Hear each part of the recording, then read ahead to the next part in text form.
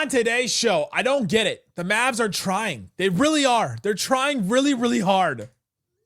This is Cooper Flagg, and you're listening to Locked On Mavs. Zone 5. I think that's a good question. Good morning, Isaac. All these changes, I still got my dog, Dwight Powell. You are Locked On Mavs, your daily Dallas Mavericks podcast. No one's dying. Part of the Locked On Podcast Network. Still can't. Your team every day. And welcome, you're locked on to the Dallas Mavericks, your team every day. My name is Nick Angstadt, media member covering the Mavs for over 10 years. Thanks for being every day or making Locked On Mavs your first listen. Joining me, as always, the post-game prodigy from the great Slightly Biased YouTube channel. What did you see from the Dallas Mavericks tonight, Slightly Biased? They are hooping. They're back, man. We talked about the tank race. Like, it's time to lock in on the play-in spot. How close? Wait, how close are they? I haven't even looked. They 6 games? and a half? 6.5 games back. Oh, man. We'll talk about the Mavs win against the Brooklyn Nets, how the Mavs lost by winning multiple different ways. We'll talk about that. Talk about Brandon Williams. I want to talk about him for a little bit. The Mavs did try a lot in this game. Marvin Bagley looked good. Naji Marshall had a good game. Klay Thompson came back. Like, all the Mavs vets are doing things. Well, let's start here because the Dallas Mavericks are trying to win.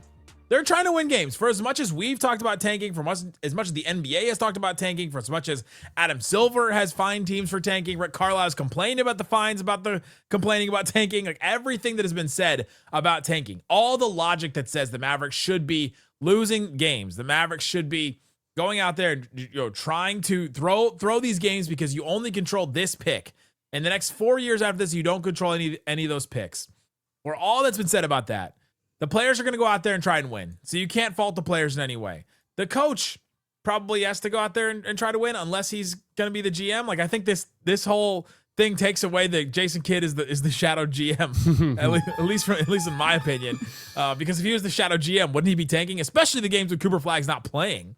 Wouldn't he be trying to lose these games? But they're going out there and they're trying to win. And the only way that it would happen that the Mavericks would try to lose is if it came from on high, which is what happened with the Jazz, happened with the Pacers, happened with all these teams that have tanked or have at least tried. And these are smart teams, the Jazz, the Pacers, like these are teams in small markets that have built really good playoff teams in the past. These are smart teams that are doing this because they know it's a loophole, it's a way to get better.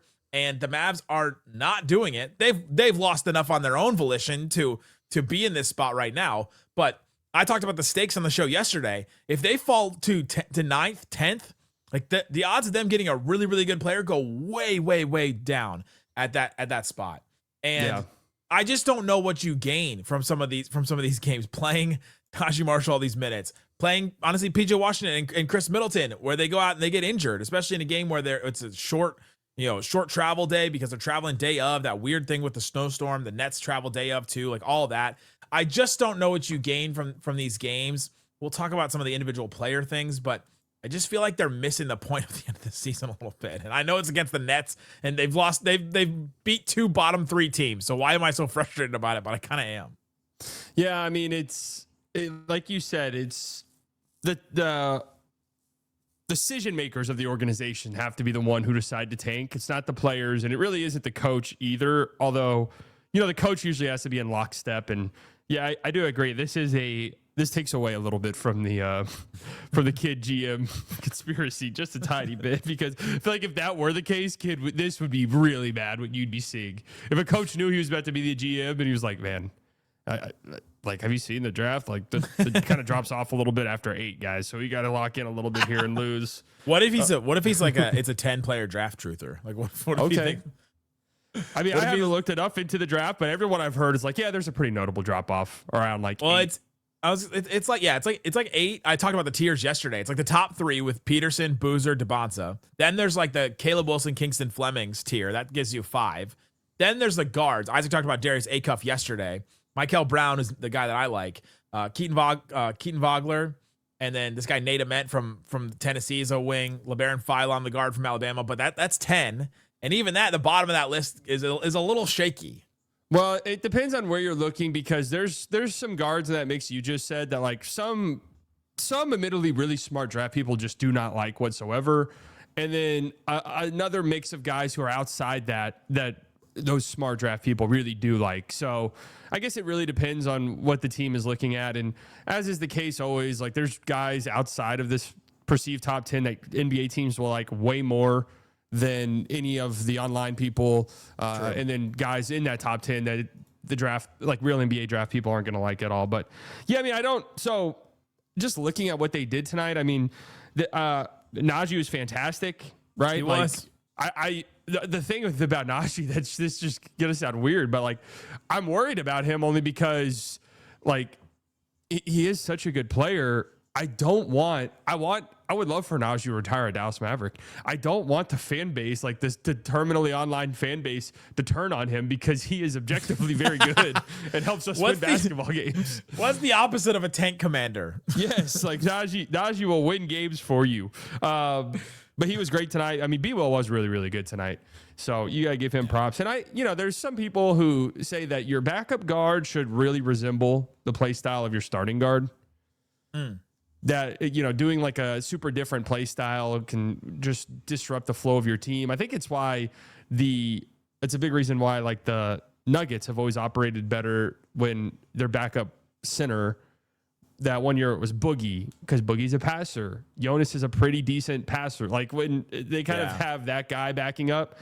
I like B-Will as like a backup to Kyrie next year. I want to talk about B-Will a little later. I think it's weird to look at this team and be like, why did you not lose this game tonight? They beat 2 bottom 3 teams. Yeah, and they did lose 10 in a row. Like again, so they lost 10 in a row. They're down here on their own volition. They're just, to me, there's no signs of any kind of tank effort, which is weird. Right. Usually I'd be on here and be like, there was no signs of any effort to adjust and to win this game. It's like, and now we're doing the opposite. You guys didn't make any effort to lose this game. That would be like the thing you would say is like, okay, we're playing all of our guys as much minutes as like you're not going to send out the 2-way guys or Tyus Jones was terrible tonight. Great, you're getting 30 minutes, right? Like that would be what a tanking team would see Tyus Jones 5 minutes or whatever he played tonight, which were horrible, and they would say, okay, Tyus, you get 35 minutes tonight. Go out. Started him the other night. He started him the other night against Minnesota, and they lost that one. But yeah, what is it like? I feel like anytime the Mavs trade, it's just like Tyus Jones 0 assists, 3 turnovers tonight. Wasn't that his whole entire thing? That he was supposed to be an assist to turnover like ratio god. Yes.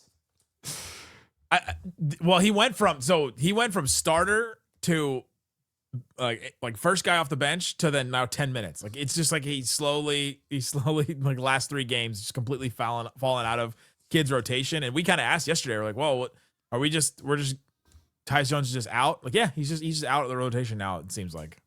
Already. Can you tell I'm just not that acquisition just did not make any sense to me at any point and still doesn't really.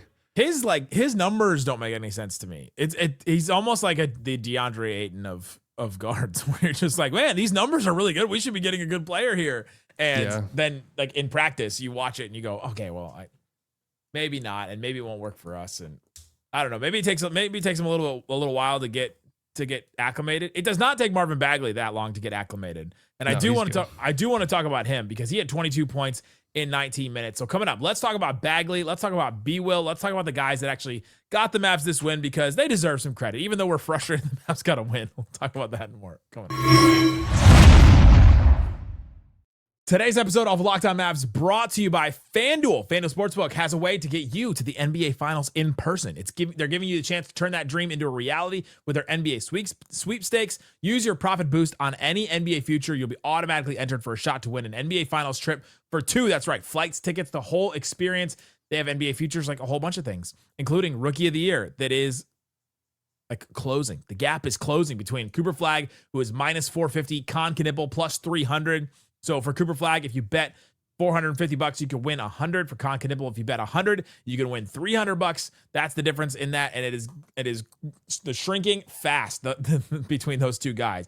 Cooper Flagg's got to play more games if he wants to win Rookie of the Year. Go check it out, and all the other types of features that you can get on FanDuel to get started. Use your profit boost on one of those NBA futures and get a chance to win a trip to the NBA Finals. Play your game with FanDuel, official sports betting partner of the NBA. Shut it down! Let's go home! Thanks for hanging out with us on Locked On Mavs, being part of the show, part of the Raccoon Squad. That's what we call our listeners listening every day. 2 ways you can help subscribe to the show. You can subscribe to the text line, $5 a month to get a couple weeks free if you want to try it out. We'll send every rumor. We'll send every news alert. We'll send every injury update. We'll send the game day info. We'll send halftime info, post game info, and all that stuff right to your phone. You also get access to our Discord on that. Links in the description for that one, or the Everydayers Club, LockedOnMavericks.supercast.com. That's where you can get access to ad-free episodes of this show and all that. All right, Slightly. The Mavs did win this game, even though we wanted them to lose because of the tank race and all that. But they did win it, so let's talk about how they got it done. Brandon Williams was really good. Marvin Bagley was really good. The Nets were just sending 2 to the ball on ball screens a lot. They were allowing Marvin Bagley to get clean rolls to the basket. Gafford, too, was getting a couple clean rolls to the basket.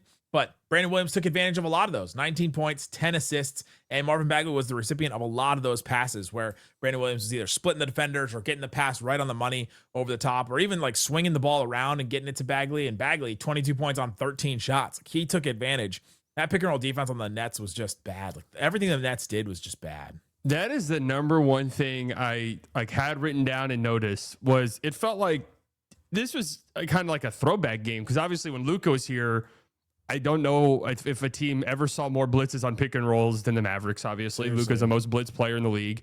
Then once Luka leaves, that's just kind of done, right? Like, the nothing Mavs to don't blitz. Yeah, right. The Mavs don't have shooting, point guards who can shoot, really. So you're not going to get killed if you go under on these screens. And tonight, in the first half, it felt like they adjusted how they guarded these pick and rolls in the second half. The Nets did. But in the first half, they were just blitzing every single ball screen. And that was the first thing I noticed. I'm like, why are they doing this? Because it did just give up basically a layup line for the Mavs. And they were so late to rotate off of these blitzes. And then to the credit of, Bagley, who was able to score. Gafford had a couple nice passes out on the short roll. Bagley had a couple nice passes too. Those guys, didn't rack up assists or anything because the Mavs just can't shoot and refuse to shoot threes. But it was kind of just bizarre. I was just like, why is this their pick and roll coverage against this team? It was like they looked at the Mavs and said, well, they don't have real confident ball handlers. Let's blitz these guys and try and frustrate them and try and get them, because they don't really have, they're not going to start a point guard. And so let's try that. And then that's the only thing that got to me. Or maybe they're like, the only way we can win is if we get out and pressure these guys, because we're not going to win our half court defense at all. Yeah. But the Mavs half court offense is not very good. So I don't know why that would be the scouting report on the Mavs. Yeah, again, it just goes back to you don't have point guards who can shoot or like actual real threats to shoot threes. So there really isn't much of a reason to not just go under these screens and live. So it was an interesting decision on their end. Mavs offense was cooking for most of this game. They had 130, 140 offensive rating and finished with 123. Awesome. And did not take any threes at all. 25% of their shots were from three. That's third percentile. It's very, very low, the amount of threes that they took. They were getting to the rim. They got to the rim 40% of the time. That's really high. And they were just really getting to the rim. Their half court offense was good. Their transition, they didn't actually do a lot in transition in this game, which is kind of weird for them. And it just looked like a Mavericks game where you go, this is not a normal game that the Mavericks usually play. They were up most of the game. They were winning at the rim. And besides not taking threes, they weren't winning in the normal ways that we've seen them win. And it was interesting to watch all these role players spread the ball around as much as they have been, especially over the last couple of games. They had 6 guys with 13 or more points in this game. They're really spreading the ball around a lot. Yeah, I mean, first half they got up 45 shots. So I mean, they're playing with a big pace, 17 free throws too. So this was a very fast-paced game early, and the Mavs, 17 assists in the first quarter, or in the first half of the game.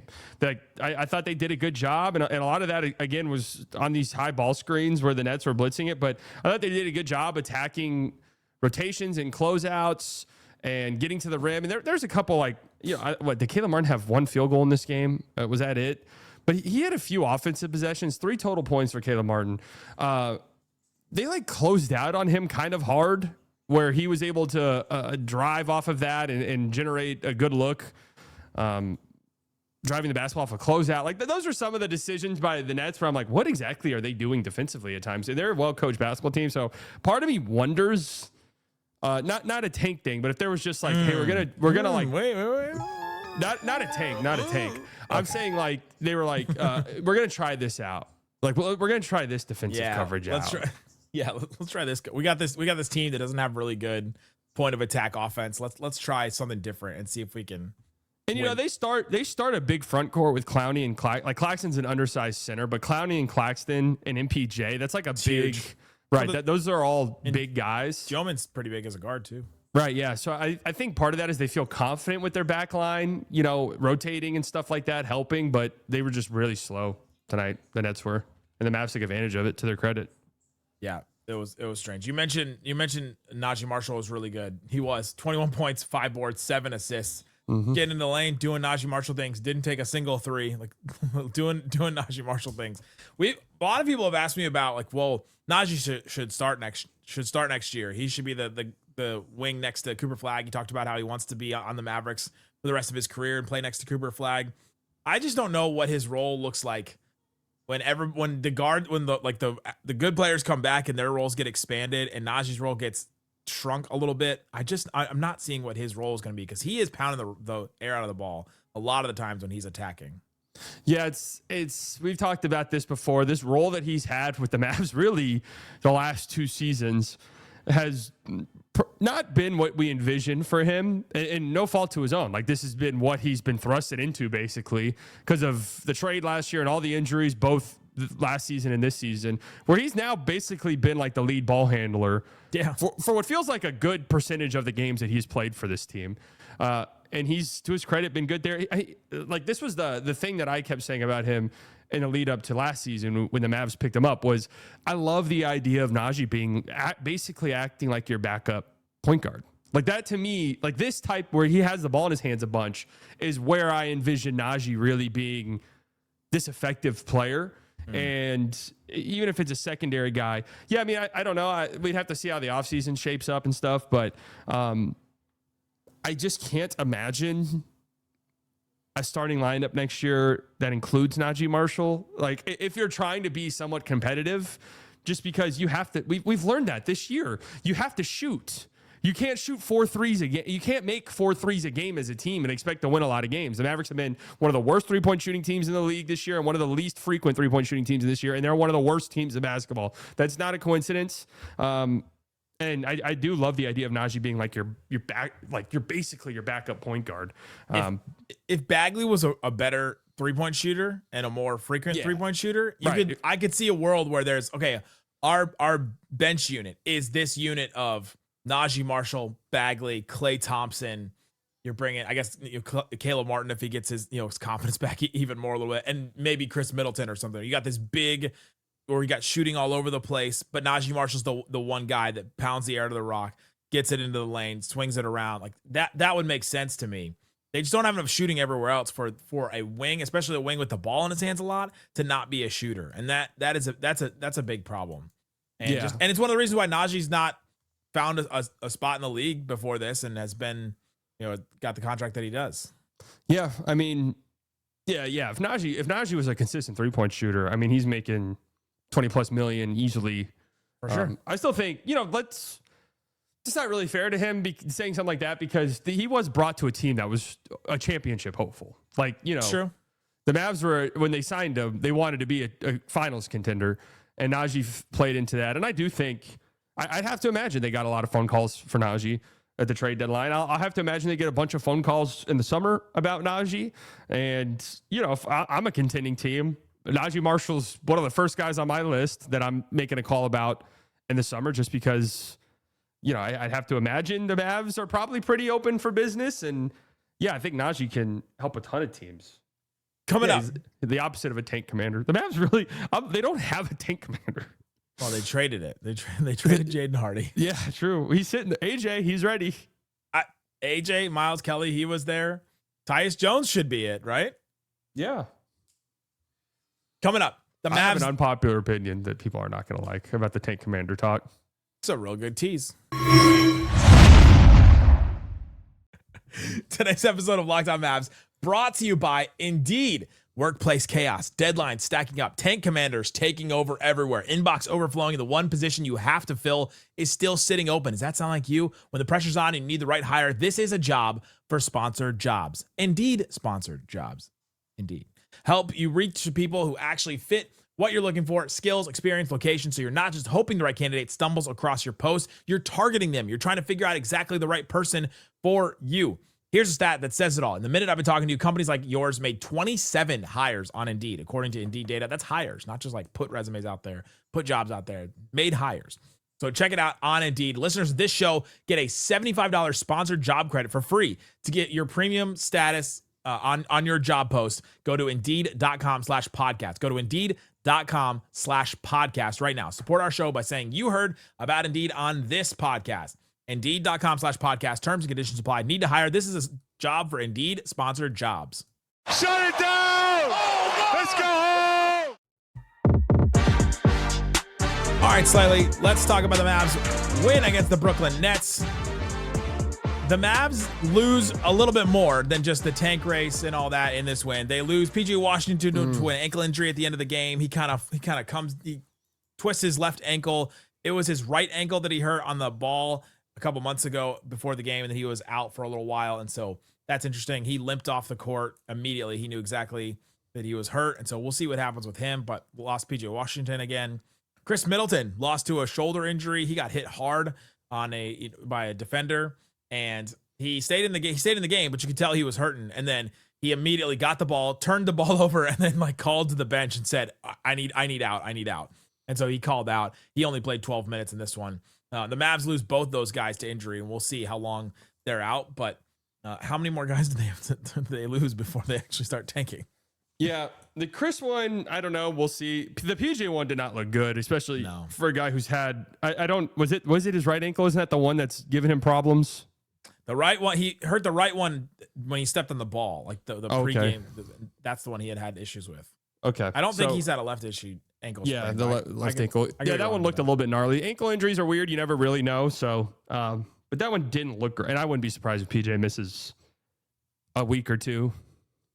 And he had been playing good. I thought he was playing all right in this game. Last couple games, he's been looking good. So that stinks for his momentum for him as a player, for sure. Yeah, just really a nightmare season for him. No toys around it. So do you not believe in tank commanders? So you want to know my unpopular opinion here? I'm ready. The Mavs do kind of have a tank commander. Is it us? Yeah, it's us. And he just hasn't played in a month. And when I'm about to say this, I'm not implying that he's bad or he loses the Mavs games, but the idea is you give your 19-year-old rookie the keys and the ball and go shoot 25, 26 times a game. And if it's inefficient, well, this is just what I'm saying. Like, how often do rookies actually have a massive impact on winning? It's really not often at all. Like, you're talking the rare high volume rookies. Like, you have the Hugo Gonzalez's and stuff of the world who get 15 minutes and or run Derek wild. Lively when he was a rookie. Like, it's more common for old guys, but when it's this guy the keys to the franchise right away, like, it's very rare that these guys have like real impact on winning games. Okay, that's not to say that they're bad or anything. It's just Mavs would have won both these games if Cooper Flagg played. Yeah, Still. maybe for sure. I'm higher on him actually having an impact on winning games because as I'm watching, I'm like, he's doing stuff that they need him to do in these moments. I think the Mavs have also lost some games this year because a lot of the game was they didn't have a point guard, right? But I think a lot of the game was partially not having a point guard and then Coop going out and the offensive process not being the best. And again, I'm not like saying it's a bad thing at all. I'm saying this is a very normal development thing for top end picks where it's like, here are the keys, go get it. It's really weird this year's draft where you have Coop, who's in the situation he's in, and then the next like 4 guys are all on good teams.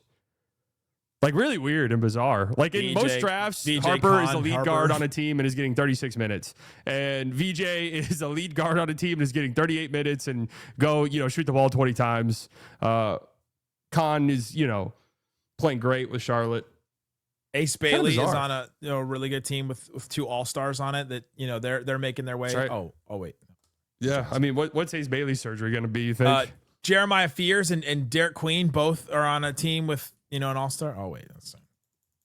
The Pelicans, man, I saw a Pelicans fan today on Twitter. I just felt bad for him. I was like, I can't believe this is the most healthy this team has like ever been. And it's like, well, hasn't Zion played a bunch of games this season? I think Zion is well on his way to playing the most he's played in a season. He's played 42 games this season. He played 72 years ago and 61 his second year when he was an All-Star. I mean, yeah, 42. Isn't that most of the games? How many games have they played? How many do they have left? I think they have everybody's got like 25 games left. They have 23 left. It's really weird how late in the season the All-Star break is. It's not halfway. That's one of Isaac and I's biggest inside jokes every year. Is people say, or a halfway point in the season. I'm like, no, we've got 30 games left. Like, it's like really not even close to being halfway either. No, it's not. It's halfway through if you count the finals. True. It's halfway through like the NBA full season, but not for an individual team. Man, it was whenever they made the finals, it was The when the Mavs made their finals run, it was like stop talking about the Pelicans for sure. yeah. When the Mavs made their finals run, you really appreciate it in the time where it's like, man, this is a long time. It was. Like, the playoffs are long. It's long. I traveled to each game. Like that whole stretch. It's 2 months. Like it is 2 months. Yeah, I mean two full months. And that's why the teams that win, like, you tip your hat to all of them because they made it through that whole gauntlet.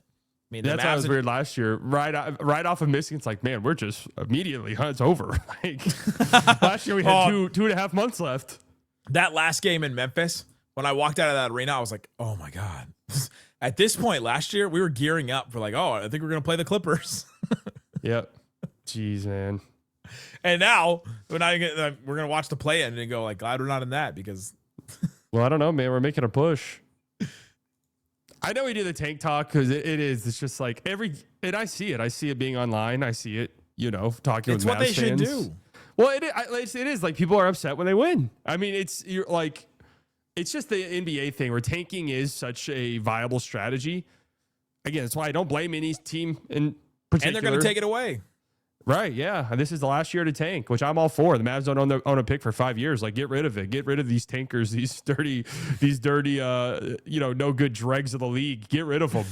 Do you think the Mavs can catch the Clippers? 6 games. No. I'm joking about that. 6 games in 23. I'm joking about that. Coop comes back. Maybe they reverse the Kyrie decision. Maybe that would be kind of funny. I'm interested to see what happens with Khris Middleton though, because that could have been it for him. That shoulder injury was, who knows? It looked like it just, I don't know. I'm saying they have until Sunday to make the decision on him being bought out to go to a team. So that's right. They have another game before that, but he might not play it like you said. And I think he's proven that he should be able to, especially the games that he had with the Wizards too, that he should be able to go to a contending team if he wants. And the report from Stein recently that said that the Mavs are leaving it up to him whether he wants to play or go or do whatever. And so that's nice. See what he decides. That's nice. There you go. Go check out Slightly Biased. Great channel. All kinds of good stuff happening on the NBA and everything. And so go check out that. And on Haymaker, we have the Everydayers Club, LockedOnMavericks.supercast.com. You get access to ad-free episodes of this show. Later today, I'm going to talk about Rick Carlisle going off at the NBA about the tanking fine and what that means for the Mavs and everything going forward. So he was right. Talk about that. Guys, thanks for listening to Locked On Mavs. Peace out. Boom. Come back soon, Coop. Please.